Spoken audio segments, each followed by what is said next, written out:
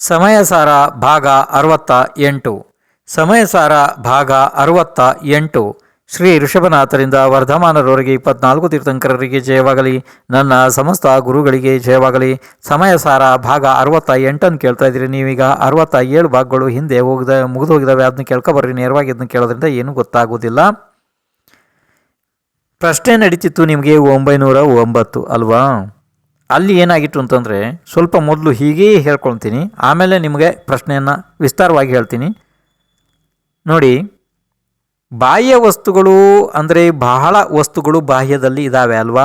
ನೋಡುವುದು, ಕೇಳುವುದು ನೀವೆಲ್ಲ ಮಾಡ್ತೀರಿ. ಬಹಳ ವಸ್ತುಗಳು ಬಾಹ್ಯದಲ್ಲಿ ಇದ್ದಾವೆ ಅಲ್ವಾ? ಅದನ್ನು ಹೇಳುವ ಅವಶ್ಯಕತೆ ಇಲ್ಲ. ಬಾಹ್ಯದಲ್ಲಿ ಅನೇಕ ವಸ್ತುಗಳಿದ್ದಾವೆ.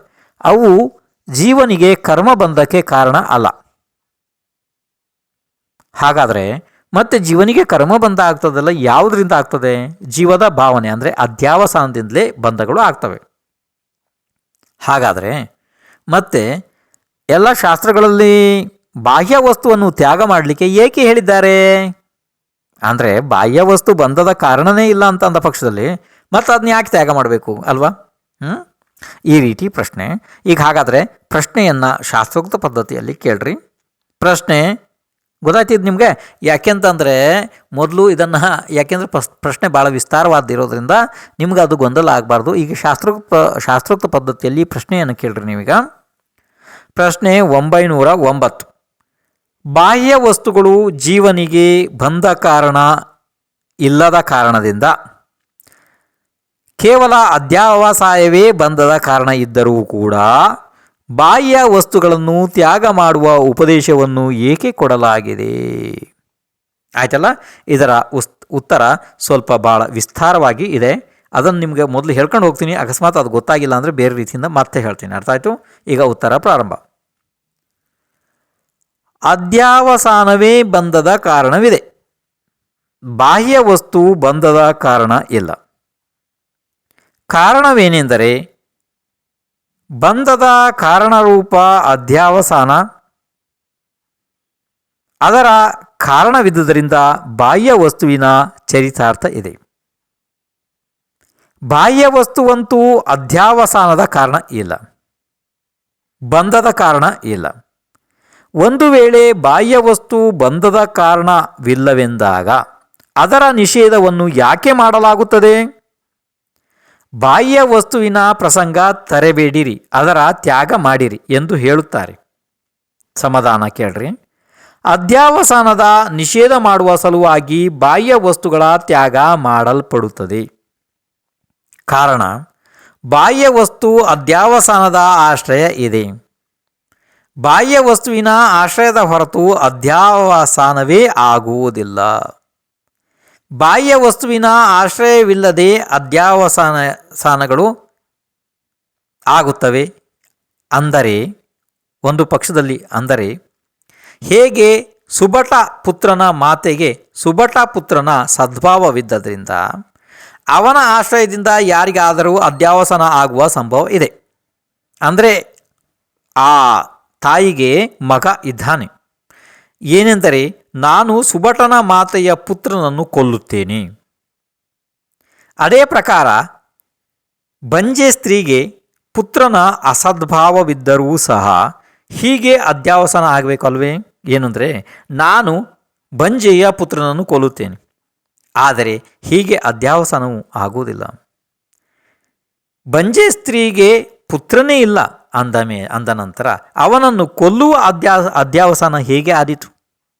ಆದ್ದರಿಂದ ಬಾಹ್ಯ ವಸ್ತುವಿನ ಹೊರತು ಅಧ್ಯಾವಸಾನವೇ ಉತ್ಪನ್ನವಾಗುವುದಿಲ್ಲವೆಂದು ನಿಯಮವು ಇಲ್ಲಿ ಸಿದ್ಧವಾಯಿತು.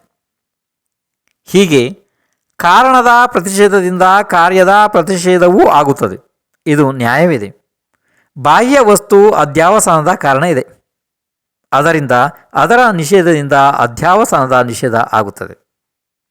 ಆದರೆ ಒಂದು ವೇಳೆ ಬಾಹ್ಯ ವಸ್ತುವು ಬಂಧದ ಕಾರಣವಾಗಿದ್ದರೂ ಅದು ಬಂಧಕ್ಕೆ ಕಾರಣವಾಗಿಲ್ಲ. ಹೇಗೆ ಎಂದರೆ ಅಲ್ಲಿ ವ್ಯಭಿಚಾರಿ ದೋಷವು ಬರುತ್ತದೆ. ಕಾರಣ ಹಿರಿಯ ಸಮಿತಿಯಿಂದ ಪ್ರವರ್ತಿಸುವಂತಹ ಯಾವುದಾದರೂ ಮುನಿಗಳ ಚರಣ ಸ್ಪರ್ಶದಿಂದ ಸತ್ತು ಹೋಗುವಂಥ, ಅಂದರೆ ಕಾಲ ಪ್ರೇರಣೆಯಿಂದ ಅತಿ ವೇಗದಿಂದ ಹಾರುತ್ತಾ ಬಂದು ಬಿದ್ದು ಹಾರಿ ಹೋಗುವ ಜೀವವು ಸತ್ತರೂ ಕೂಡ ಮುನೀಶ್ವರರಿಗೆ ಹಿಂಸೆಯ ಪಾಪ ಇಲ್ಲ. ಅದೇ ಪ್ರಕಾರ ಅನ್ಯ ವಸ್ತುಗಳನ್ನು ಬಂಧಕ್ಕೆ ಕಾರಣವೆಂದು ಸ್ವೀಕರಿಸಿದ್ದಾರೆ. ಅವು ಅಬಂಧದ ಕಾರಣಗಳೇ ಇದ್ದಾವೆ. ಆದ್ದರಿಂದ ಬಾಹ್ಯ ವಸ್ತುಗಳಿಗೆ ಕಾರಣತ್ವ ಸ್ವೀಕರಿಸಿದಾಗ ಅನೇಕಾಂತಿಕ ಹೇತ್ವಾಭಾಸದ ಅಂದರೆ ವ್ಯಭಿಚಾರ ಬರುತ್ತದೆ. ಕಾರಣ ನಿಜವಾಗಿ ಬಾಹ್ಯ ವಸ್ತುವಿನಲ್ಲಿ ಬಂಧದ ಕಾರಣತ್ವ ನಿರ್ದೋಷ ರೀತಿಯಿಂದ ಸಿದ್ಧವಾಗುವುದಿಲ್ಲ.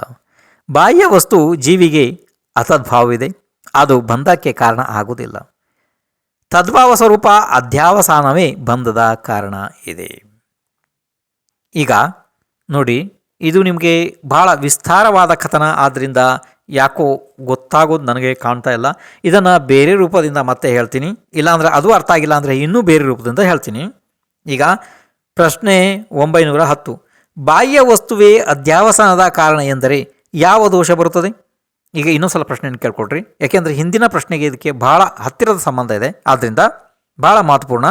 ನೋಡ್ರಿ, ಪ್ರಶ್ನೆ 910, ಬಾಹ್ಯ ವಸ್ತುವೇ ಅಧ್ಯಾವಸಾನದ ಕಾರಣ ಎಂದರೆ ಯಾವ ದೋಷವೂ ಬರುತ್ತದೆ? ಅರ್ಥ ಆಯ್ತಿಲ್ಲ? ಹಾಂ, ಈಗ ಹಾಗಾದರೆ ಅದರ ಉತ್ತರವನ್ನು ಕೇಳ್ರಿ. ಬಂಧದ ಕಾರಣವು ನಿಜವಾಗಿ ಅಧ್ಯಾವಸಾನವೇ ಇದೆ. ಬಾಹ್ಯ ವಸ್ತು ಅಧ್ಯಾವಸಾನದ ಅವಲಂಬನೆ ಅಂದರೆ ಸಹಾಯಕವಿದೆ ಅಷ್ಟೇ. ಅವುಗಳ ಸಹಾಯತೆಯಿಂದ ಅಧ್ಯಾವಸಾನವು ಉತ್ಪನ್ನವಾಗುತ್ತದೆ. ಅದರಿಂದ ಅಧ್ಯಾವಸಾನದ ಕಾರಣವೆಂದು ಅವುಗಳನ್ನು ಹೇಳಲಾಗುತ್ತದೆ. ಬಾಹ್ಯ ವಸ್ತುವಿನ ಹೊರತು ನಿರಾಶ್ರಯ ಅಧ್ಯಾವಸಾನವು ಉತ್ಪನ್ನ ಆಗುವುದಿಲ್ಲ. ಅದರ ಸಲುವಾಗಿಯೇ ಬಾಹ್ಯ ವಸ್ತುವಿನ ತ್ಯಾಗ ಮಾಡಿಸಲ್ಪಡುತ್ತದೆ. ಬಾಹ್ಯ ವಸ್ತುವೇ ಬಂಧದ ಕಾರಣವೆಂದರೆ ವ್ಯಭಿಚಾರಿ ದೋಷವು ಬರುತ್ತದೆ. ಕಾರಣವೂ ಇದ್ದರೂ ಕರ್ಮವು ಕೆಲವು ಸ್ಥಾನದಲ್ಲಿ ಕಂಡುಬರುವುದಿಲ್ಲ. ಕೆಲವು ಸ್ಥಾನದಲ್ಲಿ ಅದಕ್ಕೆ ಅಂದರೆ ಈಗ ಏನು ಕಾರಣವೂ ಇದ್ದರೂ ಕೂಡ ಕರ್ಮವು ಕೆಲವು ಸ್ಥಾನದಲ್ಲಿ ಕಂಡುಬರುವುದಿಲ್ಲ. ಕೆಲವು ಸ್ಥಾನದಲ್ಲ ಕಂಡುಬರುವುದಿಲ್ಲ, ಅದಕ್ಕೆ ವ್ಯಭಿಚಾರ ಎನ್ನುತ್ತಾರೆ. ಅದರ ದೃಷ್ಟಾಂತ ಏನಂದರೆ, ಯಾರಾದರೂ ಒಬ್ಬರು ಮುನಿಗಳು ಇರ್ತಾರೆ. ಅವರು ಹಿರಿಯ ಸಮಿತಿಯಿಂದ ಯತ್ನಪೂರ್ವಕವಾಗಿ ಗಮನ ಮಾಡುತ್ತಿದ್ದಾಗ, ಅಂದರೆ ಯತ್ನಾಚಾರಪೂರ್ವಕವಾಗಿ ಅಂದರೆ ಜಾಗೃತಿಯಿಂದ ಅವರು ಗಮನ ಮಾಡುತ್ತಾ ಇರುವಾಗ, ಅಂದರೆ ನಡೆಯುತ್ತಾ ಇರುವಾಗ, ಅವರ ಕಾಲುಗಳ ಕೆಳಗಡೆ ಯಾವುದಾದರೂ ಹಾರುತ್ತಾ ಜೀವವು ಬಂದು ಬಿದ್ದು ಸತ್ತರೆ ಆ ಮುನಿಗಳಿಗೆ ಹಿಂಸೆಯ ಪಾಪವು ಹತ್ತುವುದಿಲ್ಲ, ಅಂದರೆ ಅವರಿಗೆ ಆ ಹಿಂಸೆಯ ಬಂಧ ಆಗುವುದಿಲ್ಲ. ಇಲ್ಲಿಯೂ ಕೂಡ ಬಾಹ್ಯ ದೃಷ್ಟಿಯಿಂದ ನೋಡಿದರೆ ಹಿಂಸೆ ಆದರೂ ಮುನಿಗಳಿಗೆ ಹಿಂಸೆಯ ಅಧ್ಯಾವಸಾನ ಇಲ್ಲ. ಹೀಗೆ ಇರುವುದರಿಂದ ಬಂಧದ ಕಾರಣ ಆಗುವುದಿಲ್ಲ. ಇದೇ ಪ್ರಕಾರ ಅನ್ಯ ವಸ್ತುಗಳನ್ನು ಕೂಡ ಇಲ್ಲಿ ತಿಳಿಯಬೇಕು. ಬಾಹ್ಯ ವಸ್ತುವಿನ ಹೊರತು ಅಧ್ಯಾವಸಾನವು ನಿರಾಶ್ರಯ ರೂಪದಿಂದ ಆಗುವುದಿಲ್ಲ. ಆದ್ದರಿಂದ ಅದರ ಪ್ರತಿಷೇಧವೂ ಇದೆ. ಅರ್ಥ ಆಯಿತು? ಇಲ್ಲಿ ನಿಮಗೆ ಏನು ಗೊತ್ತಾಯ್ತಪ್ಪ, ಇದು ಭಾಳ ವಿಸ್ತಾರವಾದ ಕಥನ. ಆದ್ದರಿಂದ ಈಗ ನಿಮ್ಮ ಭಾಷೆಯಲ್ಲಿ ಒಂದೇ ನಿಮಿಷದ ಒಳಗಡೆ ಹೇಳಿಬಿಡ್ತೀನಿ, ಕೇಳ್ರಿ. ಇಲ್ಲಿ ಏನಾಗ್ತದೆ ಅಂತಂದರೆ, ನಿಜವಾಗಿಯೂ ಕರ್ಮಬಂಧದ ಕಾರಣ ನಮ್ಮ ಸ್ವಂತದ ಅಧ್ಯಾವಸಾನವೇ ಹೇಳಿದ್ದಾರೆ, ಬಾಹ್ಯ ವಸ್ತು ಅಲ್ಲ. ಅರ್ಥ ಆಯಿತು? ಆದರೆ ಆ ಬಾಹ್ಯ ವಸ್ತುವನ್ನು ನೋಡಿ ಮತ್ತು ಕೇಳಿ ನಮಗೆ ಅಧ್ಯಾವಸಾನ ಆಗ್ತದೆ ಅಲ್ವಾ? ಆದ್ದರಿಂದ ಬಾಹ್ಯ ವಸ್ತು ಅದಕ್ಕೆ ಕಾರಣ ಅಂತ ಹೇಳಿದ್ದಾರೆ ಅಲ್ವಾ? ಆದ್ದರಿಂದ ಆ ಬಾಹ್ಯ ವಸ್ತುವನ್ನು ತ್ಯಾಗ ಮಾಡ್ರಿ ಅನ್ನುವಂಥ ಉಪದೇಶ ಇದೆ. ಆದರೆ ಬಾಹ್ಯ ವಸ್ತು ಅಲ್ಲಿದೆ, ನಾವು ಇಲ್ಲಿದ್ದೀವಿ, ಅದು ನಮಗೆ ಯಾವತ್ತೂ ಬಂಧ ಆಗೋದಿಲ್ಲ. ನಮ್ಮ ಭಾವನೆಯಿಂದಾಗಿ ನಾವು ಅದರ ಮೇಲೆ ಭಾವನೆ ಮಾಡ್ತೀವಿ, ಇದು ನನಗೆ ಬೇಕು ಬೇಡ ಅಂತ ರಾಗದ್ವೇಷ ಮಾಡ್ತೀವಲ್ಲ, ಆದ್ದರಿಂದ ಕರ್ಮಬಂಧ ಆಗುತ್ತದೆ. ಇದನ್ನು ಆಚಾರ್ಯರು ಹೇಳಿದ್ದಾಯ್ತು. ಇಲ್ಲಿ ಈ ಭಾವ ಇದೆ, ಇದು ಇಷ್ಟು ವಿಸ್ತಾರವಾದ ವಿಚಾರ ಅಲ್ವಾ? ಹಾಂ, ಇನ್ನು ಹಾಗಾದರೆ ಇನ್ನು ಮುಂದಿನ ನೋಡ್ತೀರ ಹಂಗಾರೆ. ಪ್ರಶ್ನೆ 911. ಎಷ್ಟು? ಪ್ರಶ್ನೆ 911. ಪರಜೀವಿಗಳನ್ನು ಸುಖಿ ದುಃಖಿ ಮಾಡುವ ಭಾವ ನಿಶ್ಚಯದಿಂದ ಮಿಥ್ಯ ಹೇಗೆ ಇದೆ? ನೋಡಿ, ಇದು ನಿಶ್ಚಯ ನಯದ ಕಥನ. ಸ್ವಲ್ಪ ಗಮನ ಇಟ್ಟು ಕೇಳ್ರಿ. ವ್ಯವಹಾರ ನಯದ ಕಥನ ಅಲ್ಲ, ನಿಶ್ಚಯ ನಯದ ಕಥನ. ಏನು ಅಂತಂದರೆ, ಪರಜೀವಗಳನ್ನು ಸುಖಿ ದುಃಖಿ ಮಾಡುವ ಭಾವವು ನಿಶ್ಚಯದಿಂದ ಮಿಥ್ಯ ಹೇಗೆ ಇದೆ ಅಥವಾ ಏಕೆ ಇದೆ? ಅರ್ಥ ಆಯಿತು? ಹಾಂ, ಇದಕ್ಕೆ ಉತ್ತರ ಸ್ವರೂಪವಾಗಿ ಆಚಾರ್ಯ ಶ್ರೀ ಕುಂದಕುಂದರು ಸಮಯಸಾರ ಮಹಾಶಾಸ್ತ್ರದ ಬಂಧ ಅಧಿಕಾರದ ಗಾತ ಸಂಖ್ಯೆ 266 ಹೇಳುತ್ತಾರೆ, ಕೇಳಿರಿ. ದುಃಖಿದ ಸುಹಿದೆ ಜೀವಿ ಕರೇಮಿ ಬಂದೇಮಿ ತಹ ವಿಮೋಚೇಮಿ ಜಾ ಏಸ ಮೂಢಮಯೇ ನಿರತ್ತಯ ಸಾಹುದೇಮಿಚ್ಛಾ. ಈಗ ಈ ಗಾಥೆಯ ಅರ್ಥವನ್ನು ಹೇಳುತ್ತಾರೆ ಕೇಳಿರಿ. ಗಾಥೆ ಎಷ್ಟಪ್ಪ? 266 ಅಲ್ವಾ? ಹಾಂ ನೋಡಿ. ಹೇ ಭವ್ಯಜೀವ, ನಿನ್ನ ಯಾವ ಈ ಮೂಢ ಬುದ್ಧಿ ಇದೆ?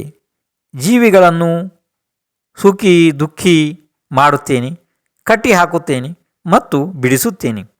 ಅದು ಮೋಹ ಸ್ವರೂಪ ಬುದ್ಧಿ ನಿರರ್ಥಕವಿದೆ, ಸತ್ಯಾರ್ಥವಿಲ್ಲ.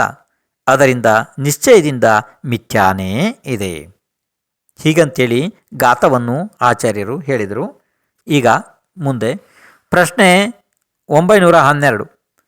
ಪರರ ವಿಷಯದಲ್ಲಿ ಅಧ್ಯಾವಸಾಯ ಮಿಥ್ಯ ಏಕೆ ಇದೆ? ಉತ್ತರ ಕೇಳ್ರಪ್ಪ. ಉತ್ತರ ನೋಡಿ. ಪರಜೀವಗಳನ್ನು ನಾನು ದುಃಖಿ ಮಾಡುತ್ತೇನೆ, ನಾನು ಸುಖಿ ಮಾಡುತ್ತೇನೆ ಇತ್ಯಾದಿ, ತಥಾ ಕಟ್ಟುತ್ತೇನೆ, ಅವುಗಳನ್ನು ಬಿಚ್ಚಿಬಿಡುತ್ತೇನೆ ಇತ್ಯಾದಿ. ಹೀಗಿರುವ ಅಧ್ಯಾವಸಾಯಗಳೆಲ್ಲವೂ ಮಿಥ್ಯ ಇವೆ. ನೋಡಿ, ಮಿಥ್ಯ ಇವೆಲ್ಲ. ಕಾರಣ ಪರಭಾವದ್ದು ಪರದಲ್ಲಿ ವ್ಯಾಪಾರವಾಗದೇ ಇರುವುದರಿಂದ ಸ್ವಾರ್ಥ ಕ್ರಿಯಾಕಾರಿತ್ವವೂ ಇಲ್ಲ. ಪರಭಾವವು ಪರರಲ್ಲಿ ಪ್ರವೇಶಿಸುವುದಿಲ್ಲ. ಯಾರಾದರೂ ಪ್ರಶ್ನೆ ಮಾಡಬಹುದು ಹೀಗೆ: ಅಧ್ಯಾವಸಾನ ಮಾಡಿರಿ, ನಾನು ಆಕಾಶದ ಹೂವನ್ನು ಕಡಿಯುತ್ತೇನೆ, ಅಂದರೆ ಕೊಯ್ಯುತ್ತೇನೆ, ಆದರೆ ಅದು ಮಿಥ್ಯ ಇದೆ, ಕೇವಲ ತನ್ನ ಅನರ್ಥಕ್ಕಾಗಿ ಇದೆ, ಪರರಿಗಂತೂ ಏನೂ ಮಾಡಲು ಸಾಧ್ಯ ಇಲ್ಲ. ಇಲ್ಲಿ ಇದು ನಿಮಗೇನಾರ ಅರ್ಥ ಆಯಿತು? ಅಂದರೆ ಪರರ ವಿಷಯದಲ್ಲಿ ಅಧ್ಯಾವಸಾನ ನಮ್ಮದು ಏನು ಗೊತ್ತಾ? ಪರರಲ್ಲಿ ನಾವು ಏನು ಮಾಡೋದಕ್ಕೆ ಆಗಲ್ಲ ಅಂತ ಹೇಳ್ತಿದ್ದಾರೆ ಇಲ್ಲಿ ನಿಶ್ಚಯ ಪ್ರಕರಣದೊಳಗಡೆ. ಅಂದರೆ ಹೇಗೆ ಅಂತ ಗೊತ್ತಾ? ಅಂದರೆ ಯಾರು ಪ್ರಶ್ನೆ ಮಾಡ್ಬೋದು ಹೀಗೆ, ಏನು ಅಂತಂದರೆ, ನಾನು ಆಕಾಶದ ಹೂವನ್ನು ಕೊಯ್ಯುತ್ತೇನೆ. ಆಕಾಶದಲ್ಲಿ ಹೂವಿದೆಯಾ? ಇಲ್ವಲ್ಲ, ಅದು ಮಿಥ್ಯನೇ ಇದೆ ಅಲ್ವಾ? ಕೇವಲ ನನ್ನ ಅನರ್ಥಕ್ಕಾಗಿಯೇ ಇದೆ ಅಲ್ವಾ? ಪರರಿಗಂತೂ ಏನೂ ಮಾಡಲು ಸಾಧ್ಯ ಇಲ್ಲ. ಈಗ ಒಂದು ಕೆಲಸ ಮಾಡಿ, ಇದನ್ನು ಭಾವಾರ್ಥ ರೂಪದಲ್ಲಿ ಸ್ವಲ್ಪ ಕೇಳ್ರಪ್ಪ. ಭಾವಾರ್ಥ ರೂಪದಲ್ಲಿ ಕೇಳ್ರಿ ಅಲ್ವಾ? ನೋಡ್ರಿ, ಯಾವುದರ ವಿಷಯ ಇಲ್ಲ ಅದು ನಿರರ್ಥಕ ಇದೆ. ಅಂದರೆ ವಿಷಯ ಇಲ್ಲ ಅಂತಂದರೆ ಆಕಾಶದಲ್ಲಿ ಹೂ ಎಲ್ಲಿರ್ತದೆ? ಹೂ ಇದ್ರೆ ತಾನೇ ಅದನ್ನು ಕೊಯ್ಯೋದು ಅಲ್ವಾ? ಅದೇ ರೀತಿ ಯಾವುದರ ವಿಷಯ ಇಲ್ಲ ಅದು ನಿರರ್ಥಕ ಇದೆ. ಜೀವಿಯು ಪರರನ್ನು ಸುಖಿ ದುಃಖಿ ಆದಿ ಮಾಡುವ ಬುದ್ಧಿ ಮಾಡುತ್ತಾನೆ.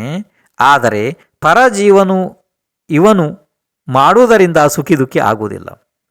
ಆಗ ಆ ಬುದ್ಧಿಯು ನಿರರ್ಥಕವಿದ್ದರಿಂದ ಅದು ಮಿಥ್ಯನೇ ಇದೆ ಅಲ್ವಾ? ಯಾಕೆಂದರೆ ಇಲ್ಲಿ ಇನ್ನೊಂದು ರೂಪದಿಂದ ನಾನು ನಿಮ್ಗೆ ಹೇಳ್ತೀನಿ ಕೇಳ್ರಿ. ಇಲ್ಲಿ ಆಚಾರ್ಯ ಭಗವಾನ್ ನಿಶ್ಚಯ ರೂಪದ ಕಥನವನ್ನು ಏನು ಮಾಡ್ತಿದ್ದಾರೆ ಅಂದರೆ, ಪ್ರತಿಯೊಂದು ಜೀವ ಕೂಡ ತನ್ನ ಪುಣ್ಯ ಪಾಪ ಹೇಗೆ ಇದೆ ಅದೇ ರೀತಿ ಅದರ ಜೀವನ ಇದೆ ಅಲ್ವಾ? ಹಾಗಾದರೆ ನಾನು ಪರಜೀವವನ್ನು ಸುಖಿ ಮಾಡಿದೆ ದುಃಖಿ ಮಾಡಿದೆ ಅನ್ನೋದಂಥ ಮಿಥ್ಯಾ ಬುದ್ಧಿ ಇದೆ ಅಲ್ವಾ? ನೇರವಾಗಿ ಅದನ್ನು ಹೇಳಬೇಕಿದ್ರೆ ಮಿಥ್ಯಾ ಬುದ್ಧಿನೇ ಇದೆ ಇದು ಪೂರಾ. ಅಂದರೆ ನಾವೇನು ಮಾಡ್ತಾಯಿದ್ದೀವಿ ನೋಡಿ, ಇದು ನಮ್ಮ ಮಿಥ್ಯಾ ಬುದ್ಧಿ ಇದೆ ಇದು. ಯಾಕೆಂದರೆ ಆ ಜೀವ ನನ್ನಿಂದಾಗಿ ಸುಖಿ ದುಃಖಿ ಆಗಿಲ್ಲ, ಅದರ ಸ್ವಯಂ ಕರ್ಮದಿಂದಾಗಿ ಜೀವಿ ಸುಖ ದುಃಖಿ ಆಗಿದೆ ಜೀವ ಅಲ್ವಾ? ನಾನು ಜೀವವನ್ನು ಬಿಡಿಸುತ್ತೇನೆ, ನಾನು ಕಟ್ಟಿ ಹಾಕುತ್ತೇನೆ, ಅದರ ಸ್ವಯಂ ಕರ್ಮದಿಂದ ಆಗಿದೆ. ಕೇವಲ ನಾನು ಇಲ್ಲಿ ನಿಮಿತ್ತ ಆಗಿರ್ಬೋದು ಅಷ್ಟೇ, ಆದರೆ ಇಲ್ಲಿ ನಿಮಿತ್ತವನ್ನು ಗೌಣ ಮಾಡಲಾಗಿದೆ, ನೆನ್ಪಿಟ್ಕೊಳ್ರಿ, ಅರ್ಥ ಆಯಿತು? ಆದರೆ ಜೀವವು ತನ್ನ ಸ್ವಯಂ ಕರ್ಮದಿಂದಲೇ ಇದೆಲ್ಲ ಆಗಿದೆ ಅಲ್ವಾ? ಇದನ್ನು ಹೇಳುವಂಥ ಭಾವನೆ ಇಲ್ಲಿ ಗೊತ್ತಾಯ್ತು ನಿಮಗೆ? ಇದು ಭಾಳ ಮಹತ್ವಪೂರ್ಣ ಇದ್ದುದರಿಂದ ಇನ್ನು ಮುಂದೆ ಹಾಗಾದರೆ ಪ್ರಶ್ನೆ 913. ಅಧ್ಯಾವಸಾಯವು ತನ್ನ ಅರ್ಥಕ್ರಿಯೆಯನ್ನು ಏಕೆ ಮಾಡುವುದಿಲ್ಲ? ಇದೊಂದು ಸ್ವಲ್ಪ ನಿಮಗೆ ಪ್ರಶ್ನೆ ಕಠಿಣ ಅನಿಸ್ಬೋದು, ಆದರೆ ಉತ್ತರ ಕೇಳಿದಾಗ ನಿಮಗೆ ಅದು ಆಚಾರ್ಯ ಭಗವಾನ್ ಸ್ವಚ್ಛವಾಗಿ ಹೇಳ್ತಾರೆ. ಇನ್ನೊಂದು ಸ್ವಲ್ಪ ಪ್ರಶ್ನೆಯನ್ನು ಕೇಳ್ರಿ. ಪ್ರಶ್ನೆ 913.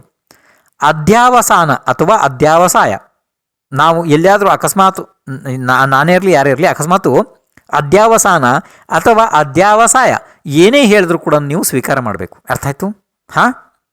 ಗೊತ್ತಾಯಿತು? ಪ್ರಶ್ನೆ 913. ಅಧ್ಯಾವಸಾಯವು ತನ್ನ ಅರ್ಥಕ್ರಿಯೆಯನ್ನು ಏಕೆ ಮಾಡುವುದಿಲ್ಲ? ಈಗ ಅರ್ಥಕ್ರಿಯೆ ಏನು ಎಂಥದ್ದು ಅದು ಇದೆಲ್ಲನೂ ಆಚಾರ್ಯ ಭಗವಾನ್ ಹೇಳ್ತಾರೆ, ನಾನು ಈಗ ಹೇಳೋದಿಲ್ಲ. ಅದು ನಿಮ್ಗೆ ಅರ್ಥ ಆಗಿಲ್ಲ ಅಂದರೆ ನಾನು ಬೇರೆ ರೂಪದಲ್ಲಿ ನಿಮ್ಗೆ ಹೇಳ್ತೀನಿ. ಇದಕ್ಕೆ ಉತ್ತರವಾಗಿ ಆಚಾರ್ಯ ಶ್ರೀ ಕುಂದಕುಂದರು ಸಮಯಸಾರ ಮಹಾಶಾಸ್ತ್ರದ ಬಂಧ ಅಧಿಕಾರದ ಗಾಥಾ ಸಂಖ್ಯೆ 267 ಹೇಳುತ್ತಾರೆ, ಕೇಳಿರಿ. ಎಷ್ಟಪ್ಪ ಗಾಥಾ ಸಂಖ್ಯೆ? 267.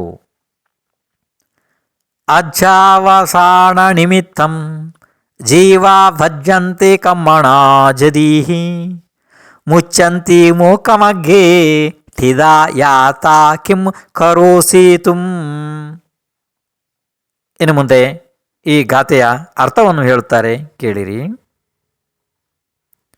ಯಾವ ಜೀವನು ಅಧ್ಯಾವಸಾನದ ನಿಮಿತ್ತದಿಂದ ಕರ್ಮ ಕಟ್ಟಿಕೊಳ್ಳುತ್ತಾನೆ ಮತ್ತು ಮೋಕ್ಷ ಮಾರ್ಗದಲ್ಲಿ ಸ್ಥಿತವಿದ್ದಾನೆ, ಕರ್ಮದಿಂದ ಬಿಡುಗಡೆ ಹೊಂದುತ್ತಾನೆ, ಹೀಗೆ ಇದ್ದಾಗ ಆಮೇಲೆ ನೀನು ಏನು ಮಾಡುವಿ? ನಿನ್ನ ಕಟ್ಟುವ ಬಿಚ್ಚುವ ಅಭಿಪ್ರಾಯವು ವಿಫಲವೇ ಇದೆ. ಅಂದರೆ ಇಲ್ಲಿ ಆಚಾರ್ಯ ಭಗವಾನ್ ವ್ಯರ್ಥವೇ ಹೇಳ್ತಿದ್ದಾರೆ ಎಲ್ಲ ನಮ್ಮ ಕೆಲಸಗಳನ್ನು. ಎಲ್ಲ ಕೆಲಸ ವ್ಯರ್ಥನೇ ಅಂತ ಹೇಳ್ತಿದ್ದಾರಲ್ಲ. ನೋಡೋಣ ಹಾಗಾದರೆ ಇನ್ನು ಮುಂದೆ. ಪ್ರಶ್ನೆ 914 ಅಂದರೆ 914.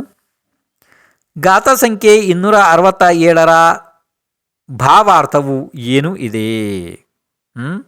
ಈಗ ಒಂದು ಸ್ವಲ್ಪ ಸಮಾಧಾನ ಕೇಳ್ರಪ್ಪ. ಯಾವ ಹೇತುವಿನಿಂದ ಅಂದರೆ ಯಾವ ಕಾರಣದಿಂದ ಏನು ಸಾಧ್ಯವಾಗುವುದಿಲ್ಲ ಆ ಕಾರಣವು ಅಕಿಂಚಿತ್ಕರ ಇದೆ. ಅಂದರೆ ಏನಿದೆ ಅದು ಅಕಿಂಚಿತ್ಕರ ಅನ್ನುತ್ತಾರೆ. ಆದರೆ ಕಟ್ಟುವ ಮತ್ತು ಮುಕ್ತ ಮಾಡುವ ಅಧ್ಯಾವಸಾನವು ಪರರಲ್ಲಿ ಏನೂ ಮಾಡಲು ಸಾಧ್ಯವಿಲ್ಲ, ಏಕೆಂದರೆ ಇದು ಇಲ್ಲದಿದ್ದರೂ ಸಹ ಜೀವಿಗಳಿಗೆ ತನ್ನ ಸರಾಗ ವೀತರಾಗ ಪರಿಣಾಮಗಳಿಂದ ಬಂದ ಮೋಕ್ಷದ ಪ್ರಾಪ್ತಿ ಆಗುತ್ತದೆ. ಅಧ್ಯಾವಸಾನವಿದ್ದಾಗಲೂ ಸರಾಗ ವೀತರಾಗ ಪರಿಣಾಮದ ಅಭಾವದಿಂದ ಬಂದ ಮೋಕ್ಷಗಳ ಪ್ರಾಪ್ತಿ ಆಗುವುದಿಲ್ಲ.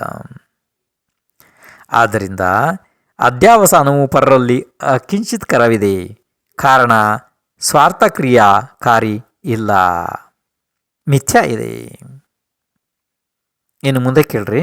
ಇದನ್ನು ನಿಮ್ಗೆ ಅಕಸ್ಮಾತ್ ಅರ್ಥ ಆಗಿಲ್ಲ ಅಂತಂದರೆ ಬೇರೆ ರೂಪದಲ್ಲಿ ಹೇಳ್ತೀನಿ, ನೋಡೋಣ. ಪ್ರಶ್ನೆ 915. ನಿಷ್ಫಲವಾದ ಅಧ್ಯಾವಸಾನಗಳಿಂದ ಜೀವನಿಗೆ ಆದ ಹಾನಿಗಳು ಏನು? ಉತ್ತರ: ಈ ನಿಷ್ಫಲವಾದ ಅಧ್ಯಾವಸಾನದಿಂದ ಮೋಹಿತನಾಗುತ್ತಾ ಆತ್ಮನು ತನ್ನನ್ನು ಎಲ್ಲ ರೂಪವನ್ನಾಗಿ ಮಾಡುತ್ತಾನೆ. ಇಂಥ ರೂಪವನ್ನಾಗಿ ತನ್ನನ್ನು ಮಾಡಿಲ್ಲ ಎನ್ನುವಂಥ ಯಾವ ರೂಪವೂ ಕೂಡ ಉಳಿದಿಲ್ಲ. ನೋಡ್ರಿ, ಹಾಗಾದರೆ ಇದರ ಭಾವಾರ್ಥ ರೂಪದಲ್ಲಿ ಸ್ವಲ್ಪ ಹೇಳ್ತೀನಿ ಕೇಳ್ರಿ. ಈ ಆತ್ಮನು ಮಿಥ್ಯಾ ಅಭಿಪ್ರಾಯದಿಂದ ಮರುಳಾಗಿ ಚತುರ್ಗತಿ ರೂಪವಾದ ಸಂಸಾರದಲ್ಲಿ ಎಷ್ಟು ಅವಸ್ಥೆಗಳು ಇವೆ, ಆ ಎಲ್ಲ ಎಷ್ಟು ಪದಾರ್ಥಗಳು ಇವೆ, ಅವು ಎಲ್ಲವುಗಳ ರೂಪವಾಗಿ ತಾನು ಆಗಿರುವುದಾಗಿ ಮನ್ನಿಸುತ್ತಾನೆ. ತನ್ನ ಶುದ್ಧ ಸ್ವರೂಪವನ್ನು ಅವನು ಗುರುತಿಸುವುದಿಲ್ಲ. ಇದು ನಿಮಗೆ ಏನಾದ್ರು ಗೊತ್ತಾಯ್ತಪ್ಪ? ಅಂದರೆ ಇದು ಗೊತ್ತಾಗ್ತಾ ಇದೆ ನಿಮಗೆ? ಈ ನಿಷ್ಫಲವಾದ ಅಧ್ಯಾವಸಾನ ಏನಿದೆ ನೋಡ್ರಿ, ಇದರಿಂದ ಮೋಹಿತನಾಗುತ್ತಾ ಈ ಆತ್ಮನು ತನ್ನನ್ನು ಎಲ್ಲ ರೂಪವನ್ನಾಗಿ ಮಾಡುತ್ತಾನೆ. ಅಂದರೆ ನಾನು ಹಾಗಿದ್ದೀನಿ, ಹೀಗಿದ್ದೀನಿ, ನಾನು ಆನೆ ರೀತಿ ಶಕ್ತಿಯವನಿದ್ದೀನಿ, ಹಾಗೆ ಹೀಗೆ ಅಂಥ ಶಕ್ತಿ ಇದೆ, ನನಗೆ ಇಂಥದ್ದಿದೆ, ಇಂಥ ಆರೋಗ್ಯ ಇದೆ, ಈ ರೀತಿ ಎಲ್ಲ ರೂಪಗಳನ್ನು ಮಾಡುತ್ತಾನಲ್ಲ. ಅಂದರೆ ಇಲ್ಲಿ ಏನು ಹೇಳಿದ್ದಾರೆ ಅಂತಂದರೆ, ಇಂಥ ರೂಪವನ್ನಾಗಿ ತನ್ನನ್ನು ಮಾಡಿಲ್ಲ ಅವನು. ಅಂದರೆ ಅಧ್ಯಾವಸಾನ ಅವನ ಭಾವನೆ ಒಳಗಡೆ ಯಾವ ರೂಪ ಬೇಕೋ ಅವನು ಮಾಡ್ತಾನೆ. ಅವನು ಏನು ಬೇಕಾರು ಮಣ್ಣು ಆಗ್ತಾನೆ, ಕಲ್ಲು ಆಗ್ತಾನೆ, ಏನು ಬೇಕಾದ್ರೂ ಆಗ್ತಾನಲ್ಲ. ಇಂಥ ರೂಪವನ್ನು ಮಾಡಿಲ್ಲ ಎನ್ನುವಂಥ ರೂಪಗಳು ಇನ್ನೂ ಉಳಿದಿಲ್ಲಂತೆ ಅವನಿಗೆ. ಆ ರೀತಿ ಅಂದರೆ ಅವನ ಅಧ್ಯಾವಸಾನದಲ್ಲಿ ಅಷ್ಟೊಂದು ಸಾಮರ್ಥ್ಯ ಇದೆ ನೋಡ್ರಿ. ಎಲ್ಲ ರೀತಿ ರೂಪ ಅವಸ್ಥೆಗಳನ್ನು ಅದು ಮಾಡಿಬಿಡ್ತದೆ ಅಲ್ವಾ. ಅಂದರೆ ಇದು ಆತ್ಮನ ಮಿಥ್ಯಾ ಅಭಿಪ್ರಾಯ ಇದೆ ಇದು. ಅಂದರೆ ನರಕ, ತಿರ್ಯಂಚ, ಮನುಷ್ಯ, ದೇವದಲ್ಲಿ ಎಷ್ಟು ಅವಸ್ಥೆಗಳು ಇದ್ದಾವೆ, ಬೇರೆ ಬೇರೆ ಎಲ್ಲ ಪ್ರಕಾರದ್ದು. ತಿರ್ಯಂಚದ ಅವಸ್ಥೆಗಳು ಎಷ್ಟು ಪ್ರಕಾರ ಇದಾವೆ? ಪೃಥ್ವಿ, ಜಲ, ಅಗ್ನಿ, ವಾಯು, ವನಸ್ಪತಿ ಎಲ್ಲೋ ಎಷ್ಟಿದ್ದಾವೆ ಅಲ್ವಾ. ದ್ವಿಂದ್ರಿಯ, ತೀಂದ್ರಿಯ, ಚತುರ್ಂದ್ರಿಯ, ಪಂಚೇಂದ್ರಿಯ. ಇನ್ನು ನರಕದಲ್ಲಿ ಎಷ್ಟು ಪ್ರಕಾರದ ಅವಸ್ಥೆಗಳು ಅಲ್ವಾ. ಮನುಷ್ಯದಲ್ಲಿ ಎಷ್ಟು, ದೇವದಲ್ಲಿ ಎಷ್ಟು ಅಲ್ವಾ ಅವಸ್ಥೆಗಳೆಲ್ಲ. ಎಲ್ಲ ನೋಡುವ ಸಂಸಾರದಲ್ಲಿ ಎಷ್ಟು ಅವಸ್ಥೆಗಳಿವೆ, ಎಷ್ಟು ಪದಾರ್ಥಗಳಿವೆ, ಅವು ಎಲ್ಲವುಗಳ ರೂಪವಾಗಿ ತನ್ನನ್ನು ಆಗಿರೋದಾಗಿ ಮನ್ನಿಸುತ್ತಾನೆ ಅವನು. ನಾನು ಆ ರೂಪ ಆಗಿದ್ದೀನಿ, ನಾನು ಹೀಗಾಗಿದ್ದೀನಿ, ನಾನು ಹಾಗಾಗಿದ್ದೀನಿ ಅಂತೇಳಿ. ಆದರೆ ತನ್ನ ಶುದ್ಧ ಸ್ವರೂಪವನ್ನು ತಾನು ಎಂದು ಅರಿಯುವುದಿಲ್ಲ. ಇದು ದೊಡ್ಡ ಒಂದು ಮಿಥ್ಯ ಇದೆ ಅಂತ ಆಚಾರ್ಯ ಹೇಳ್ತಾರೆ.